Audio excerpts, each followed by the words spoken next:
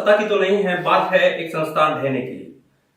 जब पत्रकारिता का स्वर्णिम युग तो नहीं था, रविश जैसे कहते हैं हमेशा पत्रकारिता में कोई स्वर्णिम युग भारत में पहले से भी नहीं था, अभी भी नहीं है। लेकिन इस अंतराल में पिछले 30 सालों में डॉक्टर प्रणय रॉय, एक ऐसा नाम कह सकते हैं हम जिसने न्यूज को 24/7 में लिया और कलर टेलीविजन को इंट्रोड्यूस किया न्यूज प्लेटफॉर्म को। उस डॉक्टर प्रणय रॉय और राधिका रॉय की कंपनी और उनका न्यूज चैनल कल बिक गया। अडानी ने इसको खरीद लिया। उसके बाद तुरंत बाद डॉक्टर रॉय ने कल इस्तीफा दिया, परसों इस्तीफा दिया और कल रविश कुमार ने इस्तीफा दिया।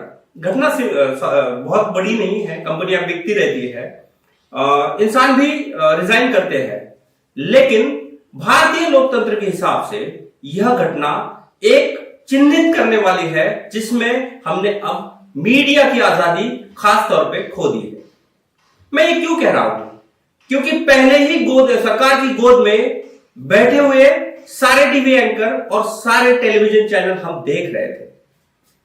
इसी पूरे बीच में रविश कुमार और पत्रकार की जो भी भूमिकाएं है वो एनडीटीवी संस्थान निभा रहा था। एनडीटीवी संस्थान में सिर्फ रविश कुमार की बात नहीं है, उस संस्थान में श्रीनिवास हो या फिर बाकी सारे, अनुराग वारी है, बहुत सारे नाम है जिन्होंने पत्रकारिता के दम पे, पत्रकारिता के उसूलों पे खड़ा रह के रिपोर्ट की है।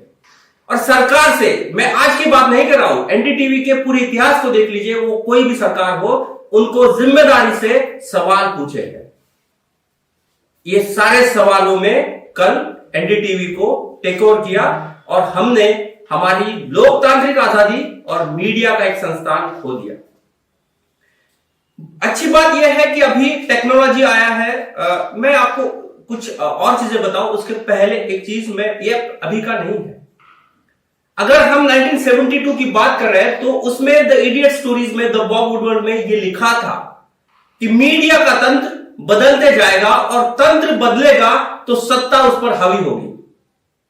द कल्चरल प्रोसेस में भी यही लिखा था। जब किताब लिखी थी एडवर्ड स्नेड ने, तो उन्होंने भी यही लिखा था कि भांडवल जो भी इंडस्ट्रियलिस्ट मीडिया में आएंगे तो हम सब चीजें खोते जाएंगे। कल ऐसे ही हुआ। भारत में भारतीय लोकतंत्र ने एक चौथा स्तंभ जो हमारी आवाज था उसको खो दिया। रविश का करियर के बारे में चिंता करने की जरूरत नहीं है। जो बंदा जिसने अपना करियर शुरुआत किया चिट्ठियां छाटने से एक टेलीविजन चैनल में, और 22 साल के करियर में चिट्ठियां छाटने से वो आज वहां पहुंचा कि वर्ल्ड में एक टॉप जर्नलिस्ट है जिनको रेमन मैग्सेसे अवार्ड दिया गया है। तो उनके बारे में मैं वो मनोज मुंतशिर जो खुद को कवि कहता है और लोगों के चुराए हुए नगमों को बदल बदल के लिखता है बदल वर्ड में और कहता है कि मैं कवि हूं, वो कुछ रविश कुमार के बारे में बात कर रहा है। एक सुशांत सिन्हा है टेलीविजन का एंकर, वो अमन चोपड़ा है, उन्होंने कुछ बात लिखी रविश कुमार। आप लोगों की औकात नहीं है कि रविश कुमार के बारे में आप बात करें।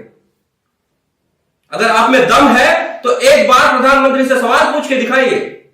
अगर आप में दम है तो जब अमित शाह का इंटरव्यू करते हैं तो उनको सवाल पूछिए, तब जाके हम कहेंगे कि आप पत्रकारिता। रविश कुमार के रिजाइन के बाद जो लोग हुड़दंग मचा रहे हैं ना, उनको यह समझना चाहिए कि रविश कुमार कोई खुद की लड़ाई नहीं लड़ रहा था, ना उसके खुद के संसाधनों की लड़ रहा था। वह लोकतंत्र को जिंदा रखने के लिए और लोकतांत्रिक मूल्यों को जिंदा रखने के लिए लड़ रहा था। आज यह कहानी नहीं शुरू है, कहानी बहुत दिनों से शुरू हुई है।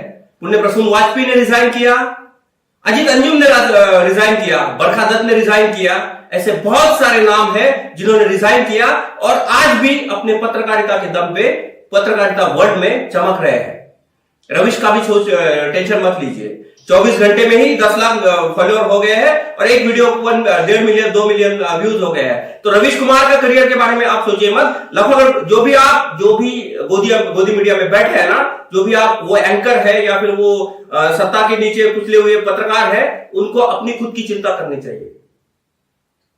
यह बात मैं इसलिए कह रहा हूं क्योंकि लोकतांत्रिक मूल्य हमने पहले ही बेच दिए हैं। अब जो बचे कुचे थे वो भी हमारे से निकल गए।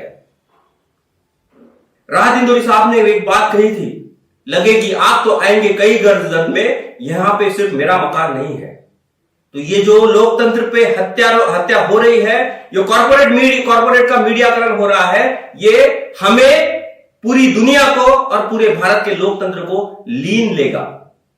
आज समय है, आज अगर जागेंगे तो कुछ हाथ में बचेगा, नहीं तो आपके बच्चों को, आपके आने वाली नस्लों को इन सारी चीजों से जाना पड़ेगा और इसका भुगतान भी करना पड़ेगा। आज के लिए इतना ही, फिर कल मिलते हैं। नमस्कार। मैं रोहन भिंडे और आप देख रहे हैं सीधी बात सीधे सवालों के साथ।